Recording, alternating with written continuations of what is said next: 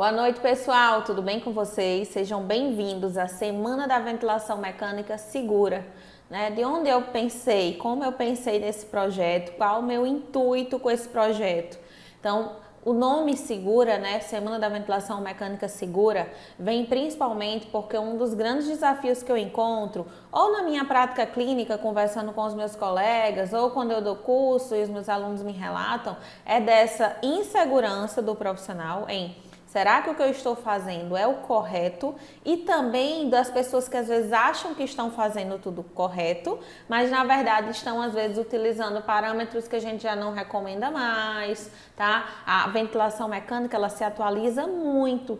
Então acaba que se a gente for ventilar os nossos pacientes baseado no que a gente aprendeu 10 anos atrás, se a gente não faz uma atualização, um curso, vai para um congresso, qualquer coisa do tipo, a gente não acompanha as novidades do que estão saindo, tá? Então é muito importante essa leitura, esse estudo, esse assistir a aula, para que a gente esteja se mantendo sempre atualizado sobre o que está acontecendo. E um pilar clássico, assim, um pilar principal, na minha opinião, é a gente dar segurança aos nossos pacientes. Independente de qual profissão você tenha, né, de com qual profissional esteja falando, mas quando a gente entra dentro do hospital, eu acho que a gente tem que dar segurança aos nossos pacientes, né? Isso vem sendo discutido em todos os âmbitos do ambiente hospitalar e é algo que eu sou muito defensora. Por quê? Porque às vezes a gente comete tanto erro, né, que causa dano ao paciente. Né? Isso é tão errado porque o paciente ele está ali em uma condições em que ele não pode se defender, ele não pode fazer nada, ele está totalmente vulnerável, ele está nas nossas mãos e é nossa obrigação dominar aquele recurso que a gente está manejando para que a gente consiga dar essa segurança que o paciente precisa, tá? Então, primeira coisa é a gente não causar dano ao paciente e é por isso que o nome da semana é Semana da Ventilação Mecânica Segura. Pensando em você, né? Pensando em cada um de vocês que estão me assistindo. E aí a gente vai ter 3 aulas. Todas as aulas vão ocorrer às 20 horas, tá, gente? Nesse mesmo horário, quarta-feira, nesse mesmo horário, sexta-feira. Quais são as aulas que a gente vai ter? Essa primeira aula eu denominei quais os principais erros ao ajustar o ventilador, né? Quais as principais coisas erradas, inadequadas que a gente pega dentro da prática clínica e que causa dano, causa lesão pulmonar, causa às vezes aumento de tempo de internação, de duração de ventilação mecânica para os nossos pacientes. Na quarta, nossa aula é sobre a sincronia paciente e ventilador. É uma das coisas, né? Essa interação entre máquina e paciente é muito complicada. Então, se você tem dúvidas, não se preocupe, porque não é só você que tem dúvidas. Uma grande parcela dos profissionais tem dúvida, porque não é uma tarefa fácil você conseguir manter sincronizado uma máquina e um ser humano, tá? Então, não é realmente uma tarefa fácil. Por isso que gera tanta dúvida e por isso que é o nosso tema de quarta-feira. E na sexta-feira, a gente vai continuar falando de Ville, tá? Falando especificamente como ocorre essa lesão, o que é que a gente já tem de evidência de como a gente pode prevenir, onde é que a gente tem que trabalhar, tá? Para fechar essa semana e ao final da semana eu tenho certeza que você vai ter mais segurança ao conduzir a ventilação mecânica dos seus pacientes. É esse meu propósito, é que a gente tenha mais segurança e que a gente forneça mais segurança aos nossos pacientes. Quaisquer dúvidas, vocês vão deixando as mensagens. Ao final eu vou tentar responder todas, tá? Então não vou conseguir parar agora para responder as mensagens, mas ao final da nossa aula eu vou respondendo. É muito interessante esse contato. Eu faço muita questão de que vocês falem, que eu consiga entender quais são as dúvidas, que eu consiga responder essas dúvidas. Isso para mim faz muita diferença, tá? Então é isso. E aí eu queria me apresentar, porque algumas pessoas me conhecem, algumas pessoas são meus amigos, outras pessoas já me seguem no Instagram, mas tem gente aqui que não me conhece. Então, para quem não me conhece, eu me chamo Ana Irene, eu sou fisioterapeuta, eu tenho mestrado em fisioterapia, atualmente eu faço doutorado em ciências médicas aqui na Universidade Federal do Ceará, atualmente eu moro em Fortaleza. E eu tenho residência também em terapia intensiva. Então, assim, a minha formação, desde que eu saí da graduação, na graduação eu já decidi, né? Eu quero terapia intensiva, me apaixonei pela ventilação, por toda a parte de respiratória, enfim. E aí, desde então, eu venho participando de congressos, cursos, tudo nessa linha de respiratória, de terapia intensiva, e ventilação mecânica é a minha maior paixão. Então, o que eu mais gosto de falar, é o que eu mais gosto de dar aula. E então eu formei um curso, né? Tenho um curso de ventilação mecânica hoje, tanto presencial quanto curso online, e divido muito assunto sobre ventilação mecânica com vocês nas redes sociais. Então, quem não me segue também já começa a me seguir, tá? No Instagram é Fisio Irene Medeiros. E aí vamos começar com a aula de hoje. Quais os principais erros, afinal, que a gente comete ao ajustar o ventilador mecânico? Quais os principais cuidados que você tem que ter ao ajustar o ventilador mecânico? Primeira coisa que a gente vai falar vai ser sobre a questão das receitas, né? Receitas de bolo, receitas prontas. Não é incomum, acredito que todo mundo já passou por isso na vida, de quando começar a manusear, a primeira coisa que a gente quer é qual é o número? A gente quer números mágicos, né? A gente quer um número que sirva para todo mundo. Será que um único número pode servir para todo mundo? Será que se eu colocar frequência de 12 para todos os pacientes da UTI está certo? Volume de 400 para todos os pacientes da UTI está certo? Pressão de 15 para todos os pacientes da UTI está certo? Será? Será que é uma receita que a gente pode usar os mesmos parâmetros para qualquer paciente e vai servir para todo mundo?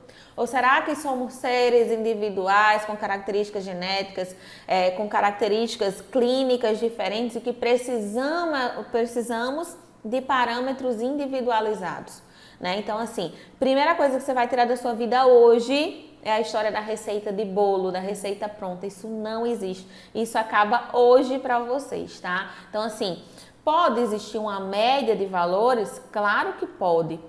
Mas você tem que conhecer da fisiologia, você tem que conhecer daquela doença, daquela fisiopatologia e da clínica, da condição clínica do seu paciente, para entender se para ele vai ser 12 ou 20, se para ele vai ser 300 ou 500, se para ele vai ser uma PIP de 5 ou de 15. Então você precisa entender que não tem um número mágico para todo mundo, tá? E tire isso da sua cabeça, esse mito de que é uma coisa só, não tem isso.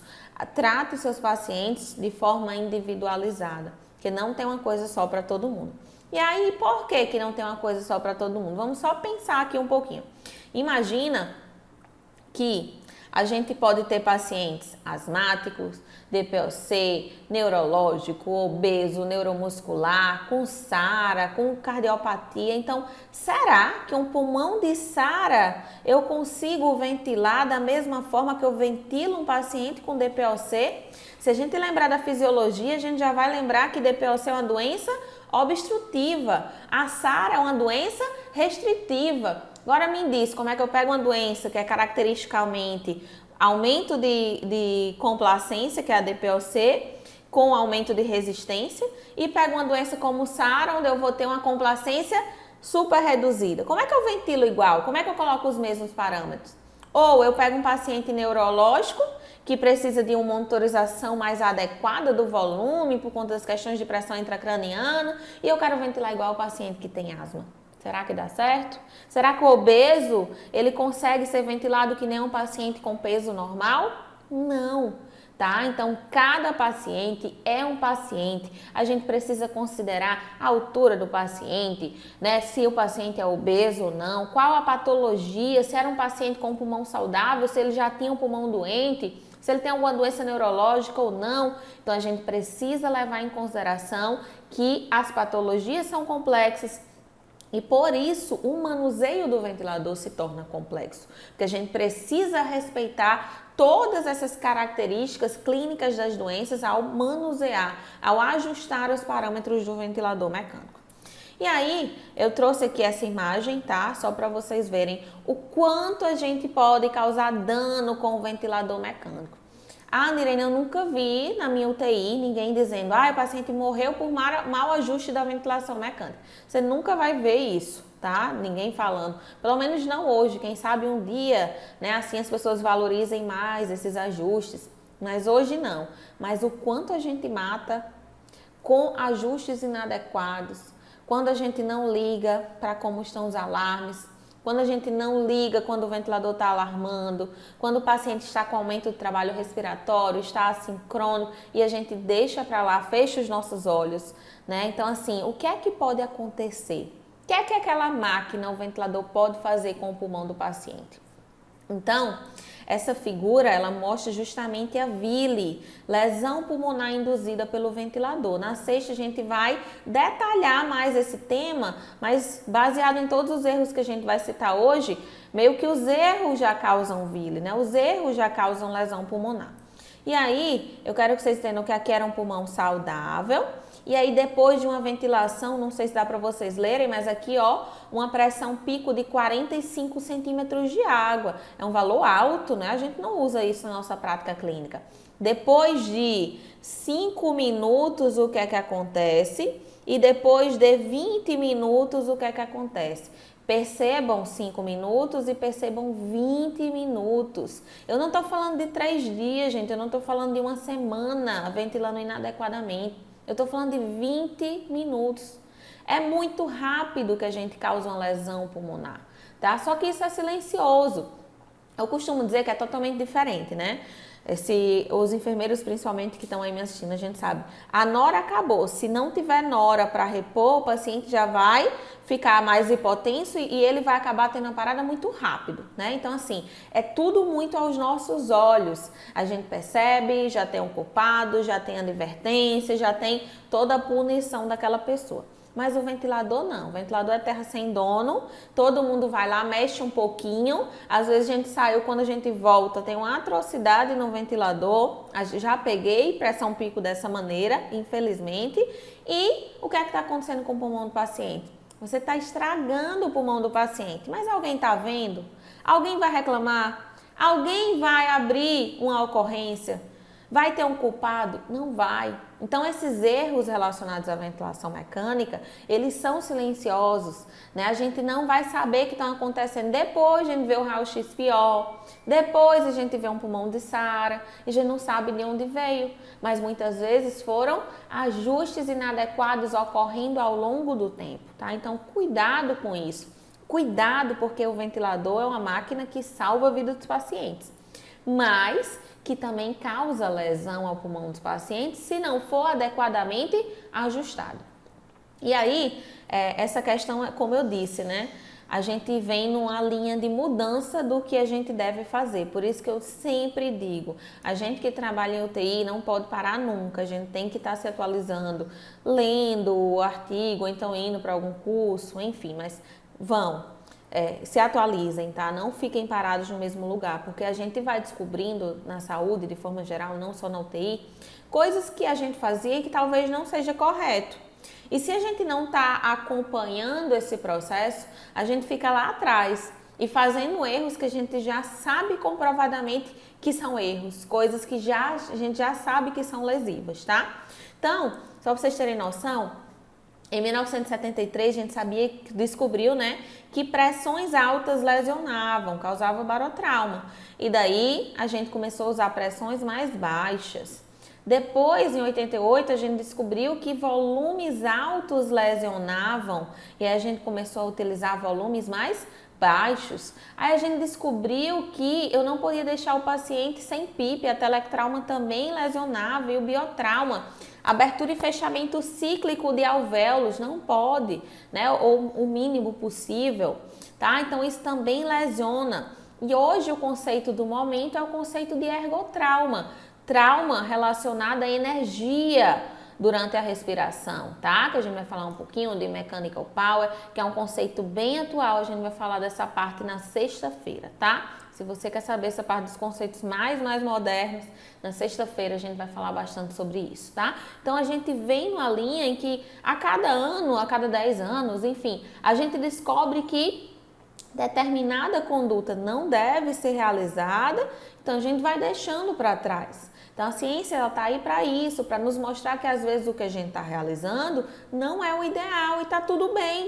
A partir daquele momento que a gente descobre isso, a gente, ok, essa técnica não é mais o legal, eu estou causando mais dano ao paciente e começa a usar o que está dando certo. tá? Não tem problema nenhum. Não é porque eu aprendi de um jeito, eu aprendi que era para ventilar de 8 a 10 ml, que agora eu não vou ventilar de 6 a 8, tá tudo bem, tá? Então vamos tirar isso da cabeça de que eu aprendi de um jeito e eu vou morrer fazendo desse jeito. Isso não existe, tá? A gente tem que seguir o que a gente sabe que é efetivo, que é benéfico e que não causa dano ao paciente. E aí eu deixo essa frase, tá? Para vocês de reflexão mesmo, tá? Primeira coisa, a gente não deve causar dano. Então, primeiro, não cause dano. E aí essa imagem é proposital mesmo. Ah, André, é só se eu tiver um Inter 5 que eu vou causar dano? Se eu tiver um Savina, um Evita, enfim, qualquer ventilador mais moderno, eu não causo dano? É isso que você está querendo me dizer? De forma alguma, tá? Qualquer ventilador pode causar dano. Óbvio que quanto mais antigo, pior. Por quê? Porque nos ventiladores mais antigos a gente não tem ajustes tão finos. Então, às vezes, mesmo a gente sabendo o que deve fazer, aquela máquina nos limita.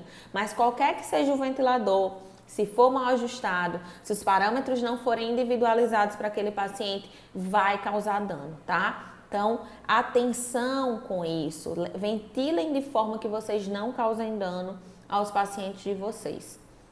E aí, entrando nessa linha do que a gente deve fazer para não causar dano, o que é que a gente tem que ter cuidado? Primeira coisa, individualidade do paciente. Uma coisa comum, não sei na vida de vocês que estão me assistindo, mas é comum na minha vida. Às vezes a gente chega no plantão, aí tem 5 leitos assim, né? Um do lado do outro. E aí tem um paciente bem pequenininho, aí tem um paciente mais alto, aí tem um paciente médio, aí tem uma mulher pequenininha, aí tem enfim. Aí você olha e tá assim, ó, todos os 5 com volume de 400 ml. Ventilando a volume, com volume de 400 ml, com fluxo de 40, com frequência de 12, tudo igual. Mas será que aquele homem de 1,80 de altura, ele deve ter o mesmo volume da mulher de 1,55 de altura? Será que é o mesmo volume do homem de 1,65 de altura? Será que todos querem respirar do mesmo fluxo? Todos querem... Ou algum quer um fluxo mais lento, o outro quer um fluxo talvez mais rápido. Então, será que a gente está individualizando ou a gente está usando as receitas? Muitas vezes a gente ainda usa as receitas, tá? Então, individualizem as condutas de vocês. Entendam que cada paciente é um paciente. A gente precisa adequar os parâmetros do ventilador para o paciente A, para o paciente B, para o paciente C e assim por diante, tá? Então, o volume de um não é igual ao volume de outro. O fluxo de um, às vezes, não vai ser igual ao fluxo de outro. Às vezes até é. Mas você tem que avaliar se aquele fluxo tudo igual não está causando assincronia em alguém. Se realmente está legal para o paciente, tá? Então, individualizar. Uma coisa muito polêmica, né? Manobras de recrutamento. Usa, não usa? Calma, né? A gente não deve usar de forma rotineira, mas tem pacientes que a gente vai usar. Eu também não posso dizer, não usa para ninguém ou usa para todo mundo, porque são indivíduos com características clínicas diferentes, com condições diferentes. Então, para tudo que a gente fala em UTI, principalmente de ventilação mecânica, lembrem-se, tem que ter individualização. A gente tem que pesar, avaliando a clínica do indivíduo, conhecendo a história clínica, né, a patologia, a fisiopatologia, entendendo da fisiologia, se aquilo é o melhor para o paciente ou não, tá certo? Segundo ponto, calibração e alarmes do ventilador é algo tão negligenciado. A gente sai lá do Inter 5, que não nos dava essa opção, né, de calibrar. Aí hoje a gente chega no plantão e tem um Servo-E, enfim, tem um Puritan Bennett, enfim, tem ventiladores excelentes. Aí o indivíduo que está no plantão não calibra o ventilador. Adianta ele estar lá com a Ferrari?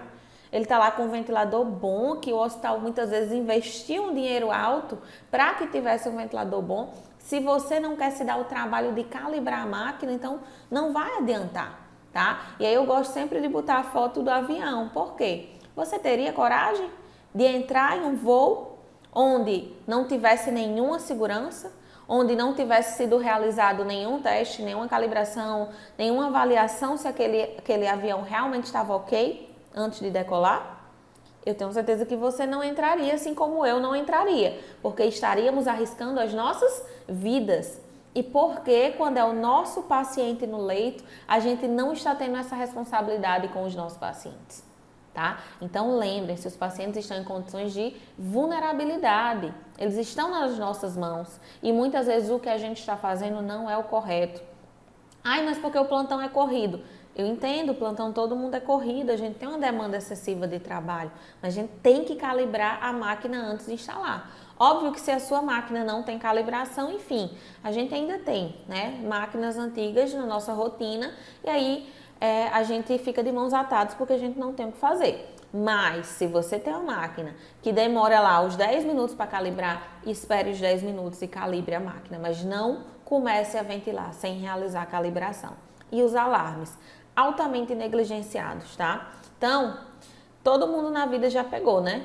Pressão pico de 60, alarme de volume tudo desligado, ou então aqui ficou ruim a imagem, mas o volume em 10 é até 60, enfim.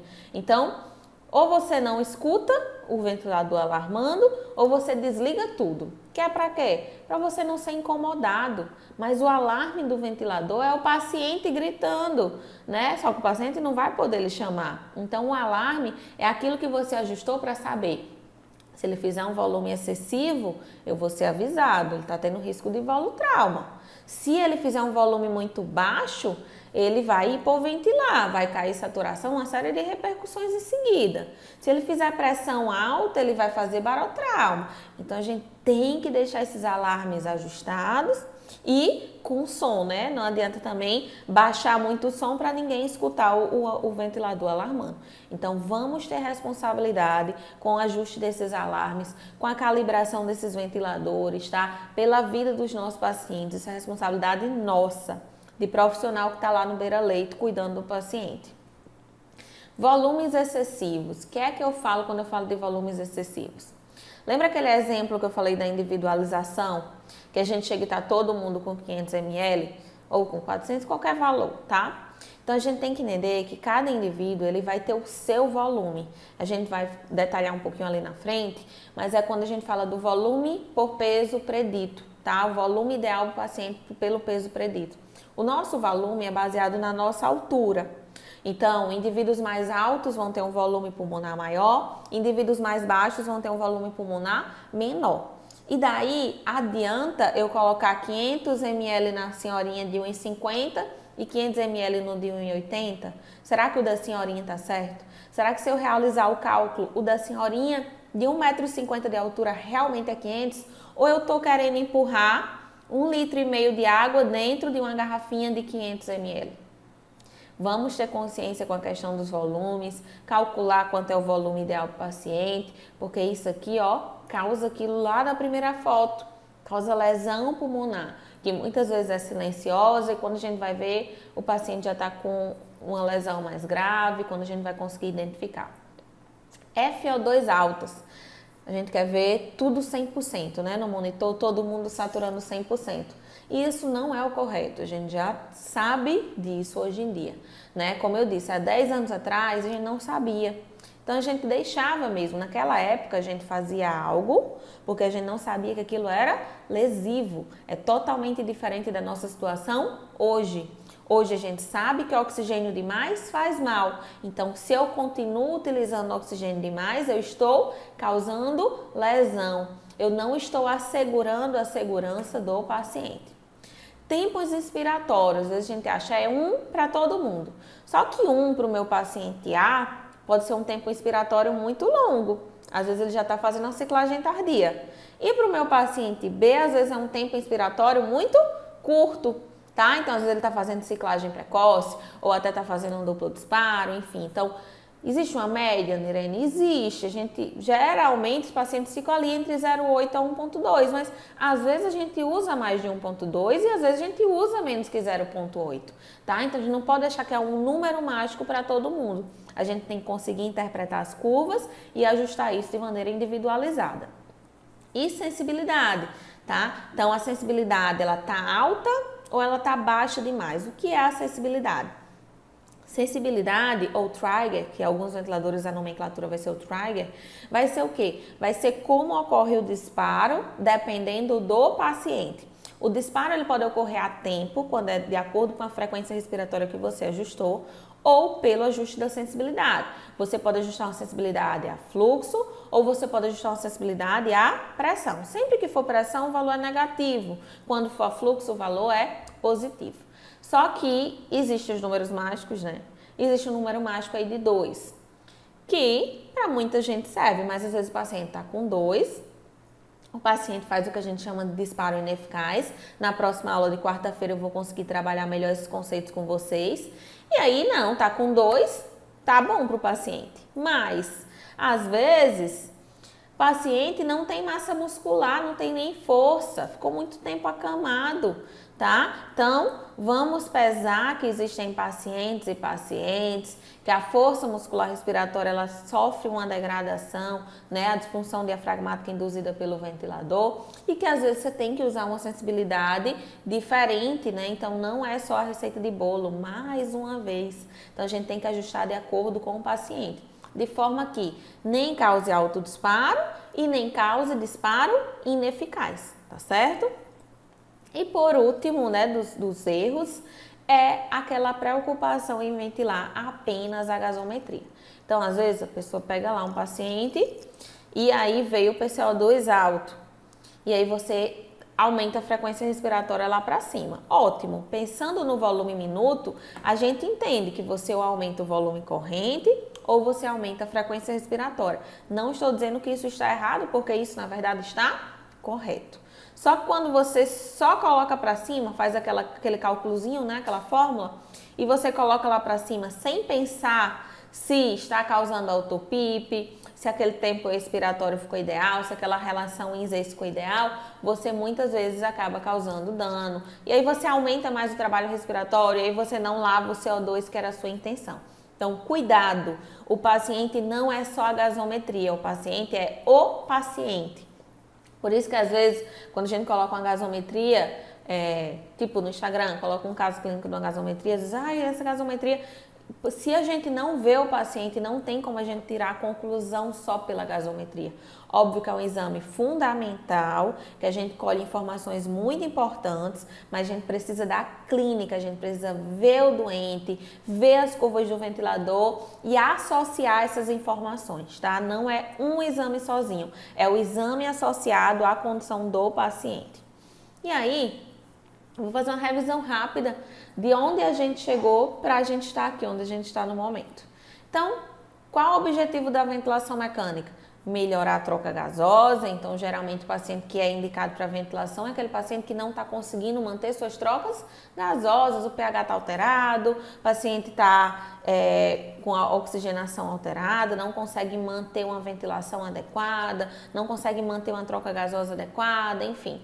E para reduzir o trabalho respiratório, geralmente ele chega usando musculatura acessória, com movimento paradoxal, com tiragem, com queda de saturação. Então, a gente tem esses dois objetivos, melhorar a troca gasosa e reduzir o trabalho respiratório.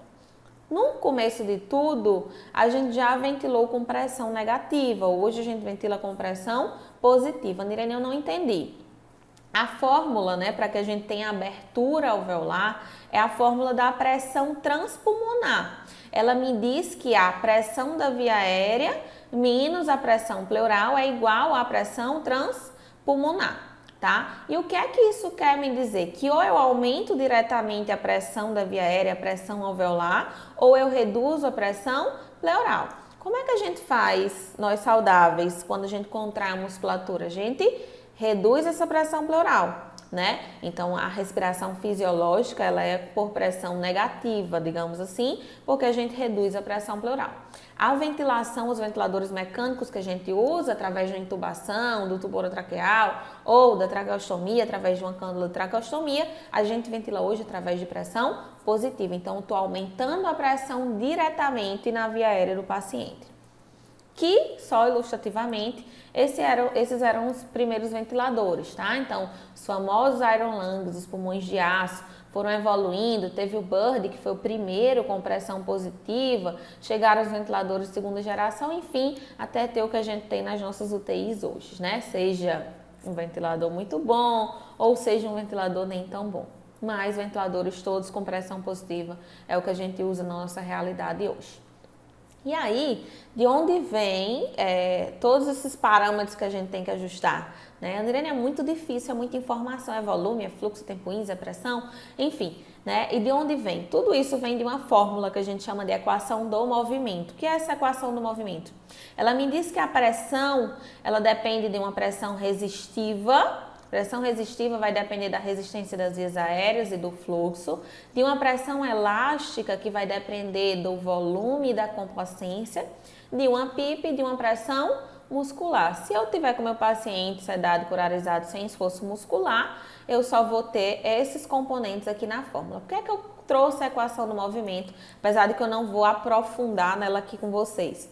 Para vocês entenderem, toda vida que eu aumento o volume ou eu aumento o fluxo, eu estou aumentando pressão, tá certo? Então, cuidado com isso. Às vezes a gente tá com o volume lá para cima, a gente lesiona tanto pelo volutrauma, mas a gente também às vezes está causando barotrauma. E às vezes a gente não está ligado nisso, né? Por quê? Porque a gente desligou o alarme. Então vocês percebem que é um ciclo vicioso, é uma cascata de coisas que vão acontecendo, porque está tudo interligado, está tudo associado.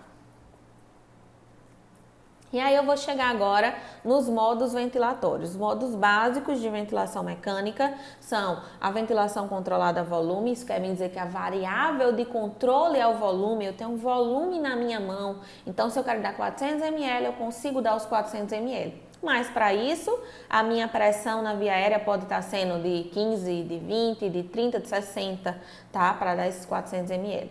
No modo volume controlado, eu ajusto o volume, eu ajusto o fluxo, tá?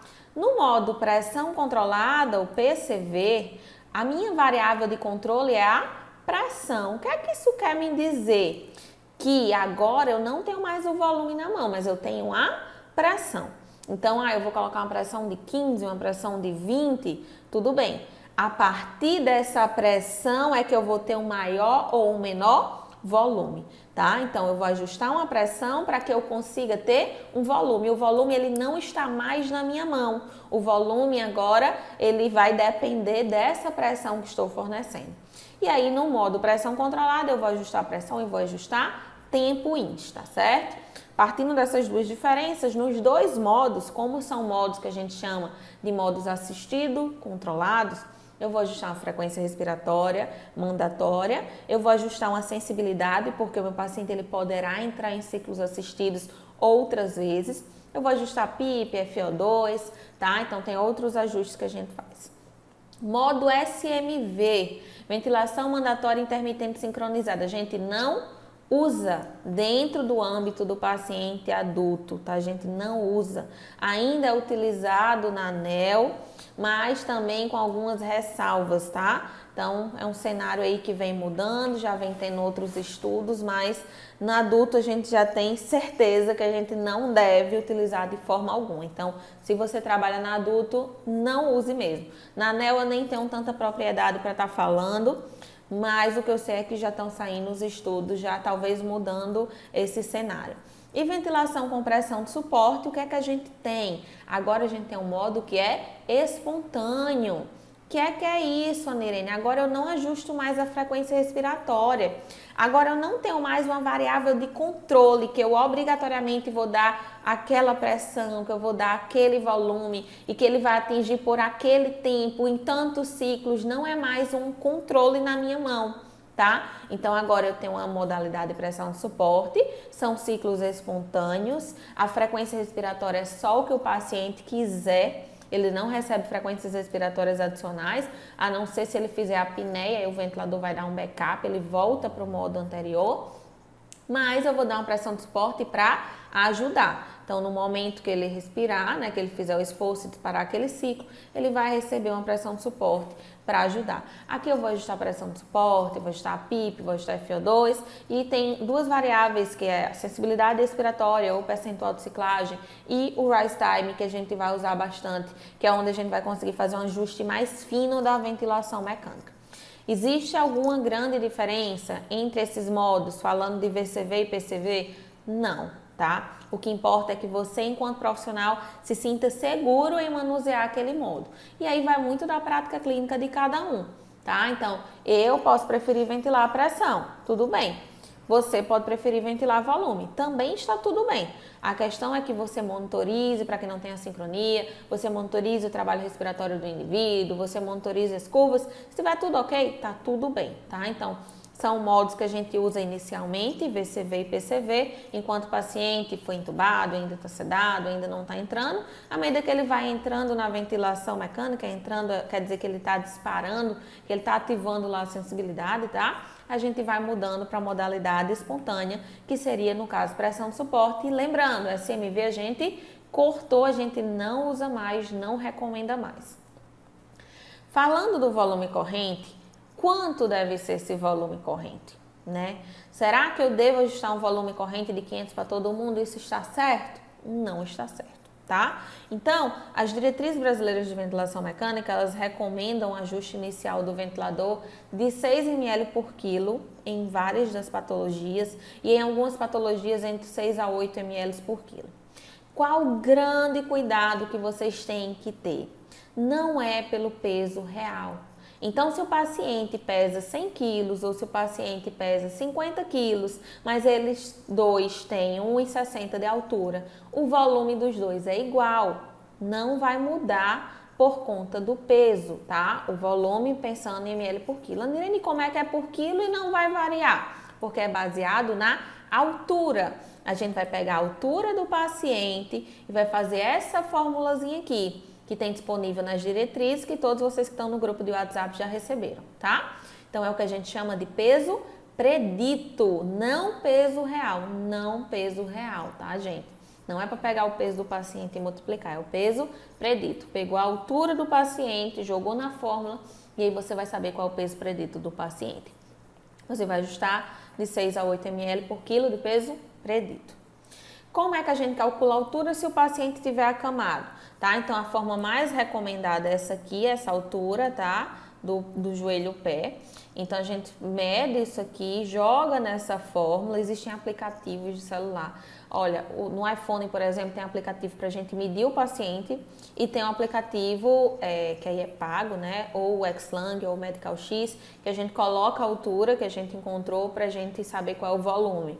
Ah, Nirene, se eu não tenho, por exemplo, um aplicativo já gratuito de medida, por exemplo, eu posso comprar nos outros celulares, tem como você comprar um aplicativo de medida, ou você tem uma fita métrica que também não tem problema. O que você não pode é estar usando volume igual para todo mundo, porque não mede os pacientes e não sabe quanto é o volume que aquele paciente deve receber, tá? Então, lembrem, baseado na altura, meça o paciente, descubra qual é o volume do paciente e ventile com base no peso predito e nunca pelo peso real.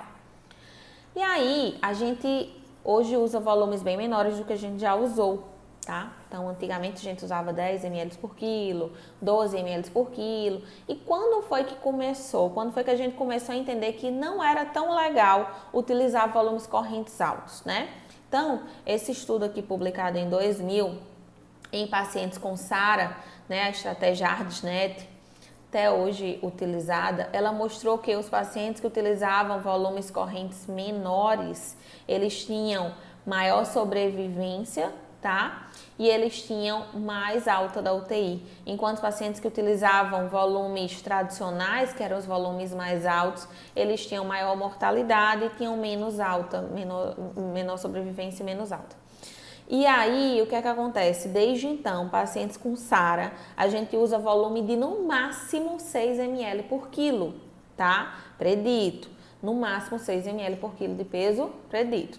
não vai usar 8, 10 para essa população com SARA, mas SARA é a minoria dos pacientes que estão na nossa UTI. E para os outros pacientes, quanto de volume eu tenho que utilizar? Então, esse estudo publicado em 2012, essa meta-análise, ela mostrou que os pacientes que utilizaram um volume mais baixo, eles tiveram menos lesão pulmonar e tiveram menos mortalidade. Acompanha aqui, lesão pulmonar, estratégia de alto volume e de baixo volume. O cristal está aqui a favor do baixo volume, tá certo? Mortalidade é a mesma coisa, que é alto volume e baixo volume. E o cristal vai estar aqui mais uma vez favorável ao baixo volume. Andirene, esse baixo volume, quando a gente fala da população geral, tem que ser obrigatoriamente 6 ml? Não, por isso que lá eu já coloquei, de 6 até 8. Qual a minha opinião? Quando eu admito um paciente, eu admito com 6 ml. Por qual motivo? Vou até passar porque o próximo estudo é falando disso. Olha aqui, eu vou ler porque aí depois eu falo para vocês. 6 ml por quilo, ele pergunta, né? Será que eu preciso utilizar 6 ml por quilo para qualquer paciente? Foi publicado em 2016. 6 ml por quilo tem alguns danos, nem danos, né? Alguns riscos, que seria o quê? O paciente pode fazer hipercapnia? Pode, eu estou diminuindo o volume minuto do paciente. O paciente pode fazer autopip? Talvez possa. O paciente pode ficar sincrônico, porque talvez o volume esteja baixo, pode fazer um duplo disparo? Pode. Então, existem esses riscos. Mas, se eu tiver expertise no assunto, eu consigo monitorizar e ajustar isso? Consigo. De boa? E aí, se o 6 ml não der, eu realmente posso estar aumentando, porque aquele paciente tem um pulmão saudável. Se fosse SARA, eu não poderia, né? Eu vou volumes no máximo de 6 ml por quilo. Na população geral, eu posso começar com 6 e posso ir até 8 ml por quilo, né? Assim, de 6 a 8 ml por quilo que a gente usa. Então, por que é que eu, particularmente, né, e é o que defende esse estudo, acho que dá para começar a iniciar a ventilação com 6 ml por quilo? Vamos lá. Primeiro, né, quanto menos eu causar risco, menor. As lesões, elas ocorrem lá, rápido. Se vocês lembrarem daquela foto, em 20 minutos eu tinha todo aquele dano no pulmão do paciente. Segundo, vamos olhar aqui. O diagnóstico de SARA, muitas vezes, ele demora. Então, às vezes você recebe um paciente, quem trabalha com um paciente que é muito de emergência mesmo, assim, porque tem pessoas que trabalham com paciente mais clínico e aí deu para acompanhar mais a trajetória do paciente. Mas quem pega paciente de emergência, esse paciente foi admitido e você não sabe de nada da vida do paciente, tá? E você, enfim, fica meio cego. E às vezes até ele ter um diagnóstico de SARA, ele demora, tá? Mesmo ele já tendo chegado com alguma lesão, às vezes o exame só vai vir no outro dia, enfim, uma série de condições que podem ocorrer na prática clínica. Então, se eu já posso proteger ele um pouquinho mais sem dano, eu particularmente prefiro começar com 6 e tenho até 8 para ganhar. Andirene, eu prefiro começar com 7, tá? Tudo bem, você tem de 6 a 8 ml por quilo, tá? Opinião pessoal, eu prefiro começar com 6. Ah, e tá retendo CO2, aí eu tenho até 7, tenho 8 ml, tá fazendo a sincronia, eu tenho 7, tenho 8 ml, então assim, essa é a média que vocês podem utilizar, lembrando que, às vezes, essa questão da SARA, né, que às vezes ela demora um pouco a ser diagnosticada e que a gente tem evidência de que essa ventilação mais protetora, ela tá associada a menos lesão pulmonar, tá certo? Só que, né, o que é que a gente tem de realidade, infelizmente, ainda nos dias atuais? Esse editorial, essa foto é de um editorial publicada no ano de 2019, no ano passado. O que é que eu quero que vocês entendam? Aqui em cima a gente está falando de volumes, essa coluna é 6 ml por quilo, 7 ml por quilo e 8 ml por quilo.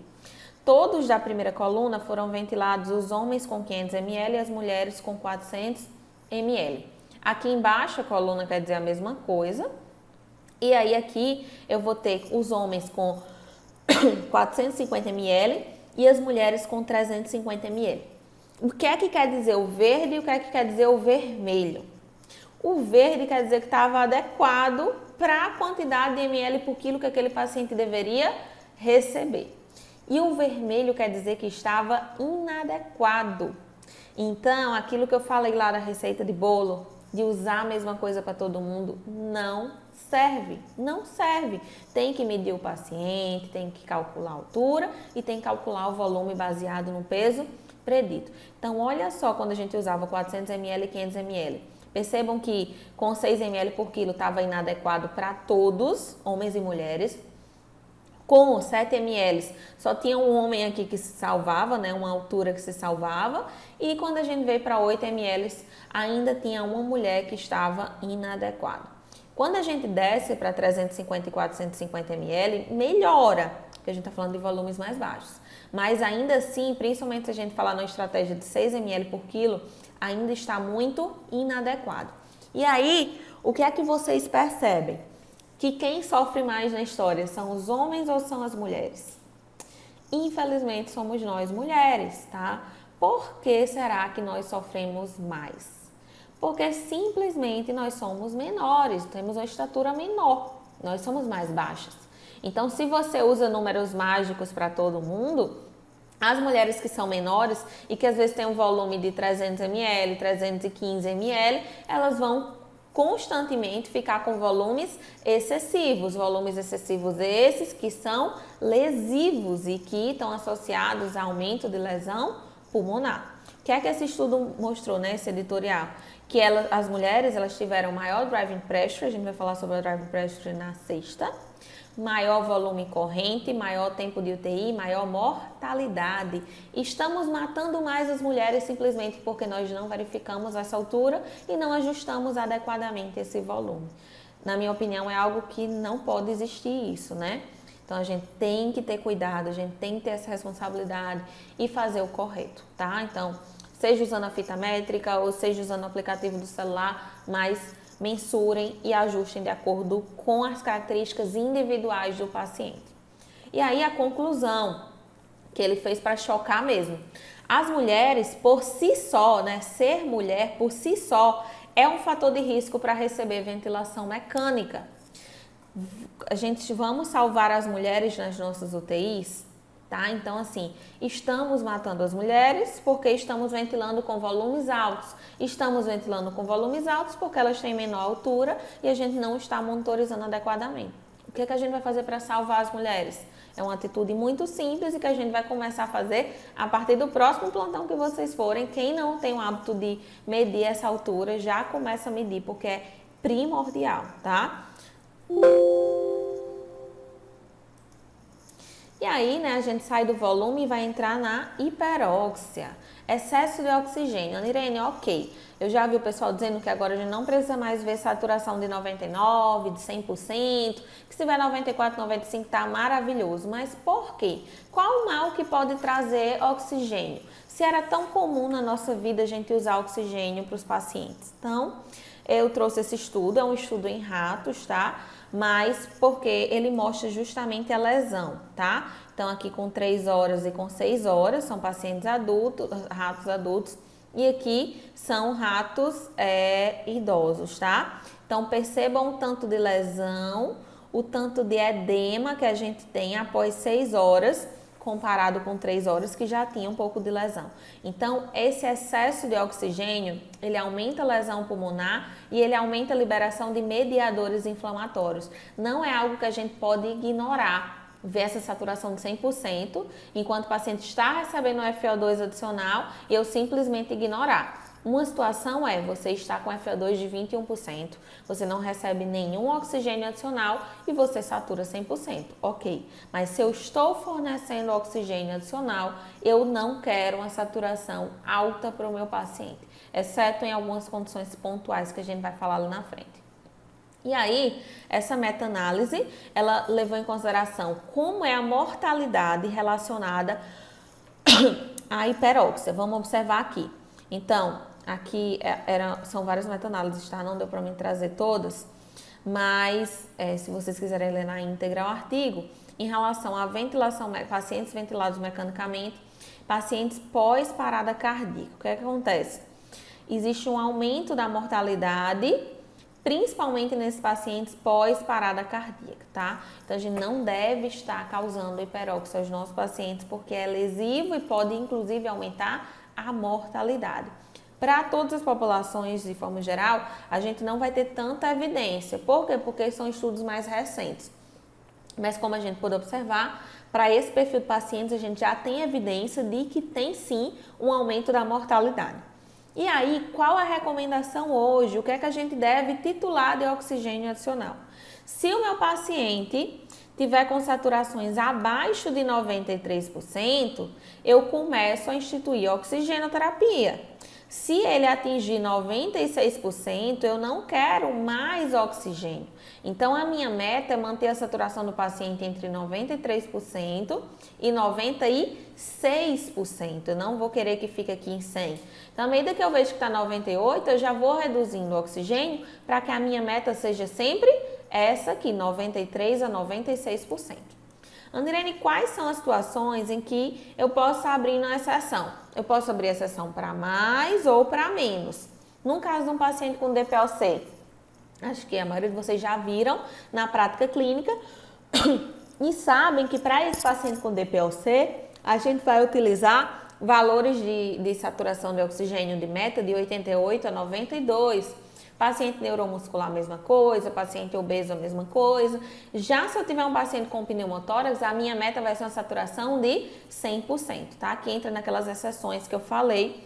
O pneumotórax, que seria associado a essas outras patologias aqui, ó, são condições onde eu posso utilizar saturações próximas a 100%. Quais são os efeitos lesivos desse excesso de oxigênio? A gente já viu, né, que é lesão pulmonar, então vai ter vasoconstricção, vai ter liberação de mediadores inflamatórios e eu tenho ainda, ó, uma alteração no débito cardíaco desses pacientes. Então, não vamos causar hiperoxemia nem hiperóxia aos nossos pacientes. Vamos ser racionais com o uso de oxigênio para os nossos pacientes. E aí, qual a realidade em 2019, quando foi publicado esse estudo? Esse estudo, ele perguntou, tá, aos profissionais da Austrália, qual era a FO2 mínima que a gente poderia utilizar com os pacientes em ventilação mecânica. E eu acho que vocês vão ficar tão chocados quanto eu.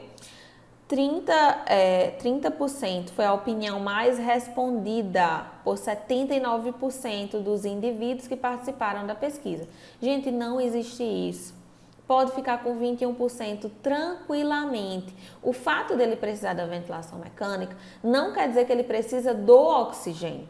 Lógico, no momento da intubação, você vai utilizar FO2 mais alto e você vai reduzir na medida que está mantendo saturação, gasometria, etc.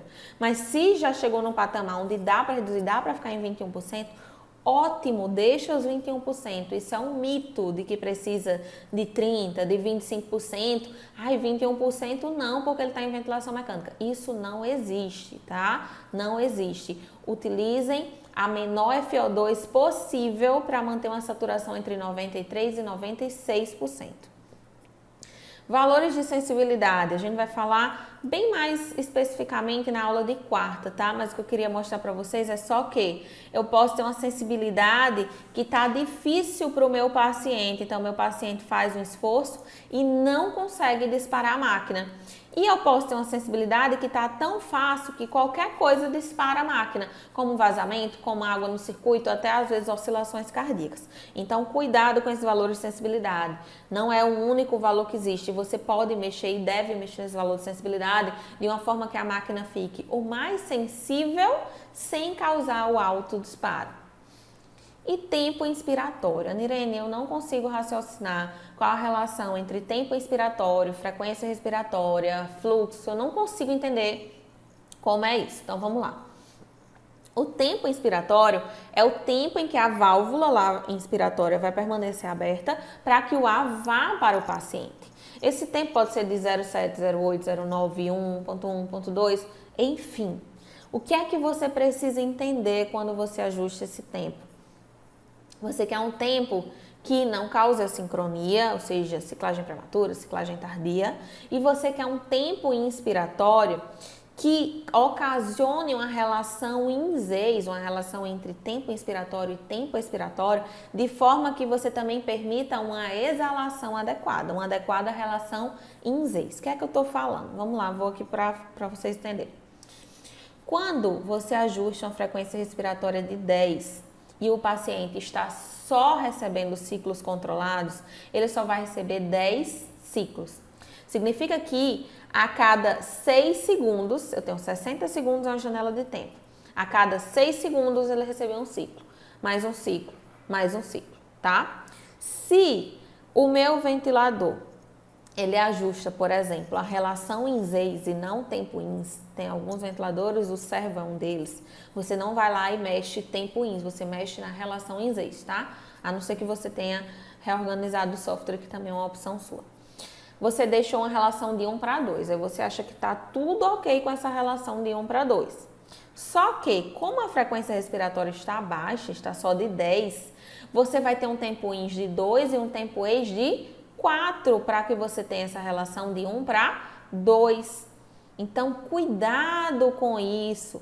Provavelmente esse tempo INS de 2 segundos está muito alto. Provavelmente o paciente faz uma ciclagem tardia, ou seja, ele já não quer mais inspirar e a máquina ainda está mandando a fase inspiratória para ele. Então, cuidado com isso. Ah, Nirene, e se de repente eu pegar com essa mesma frequência respiratória de 10 e modificar a minha relação INS, ou agora eu vou ter uma relação INS de 1 para 5. Agora eu tenho um tempo INS de 1 e um tempo EIS de 5. A minha janela de tempo continua sendo 6 segundos. A cada 6 segundos um ciclo, a cada 6 segundos um ciclo. Só que agora a minha relação de INS é de 1 para 5, então meu tempo INS é de 1 segundo e meu tempo EIS é de 5 segundos. Então, cuidado com as assincronias de disparo de ciclagem e cuidado também com essa relação INS-EIS. Outra coisa em relação ao fluxo. Nos ventiladores que você está ventilando a volume, você ajusta o fluxo e não ajusta o tempo INS.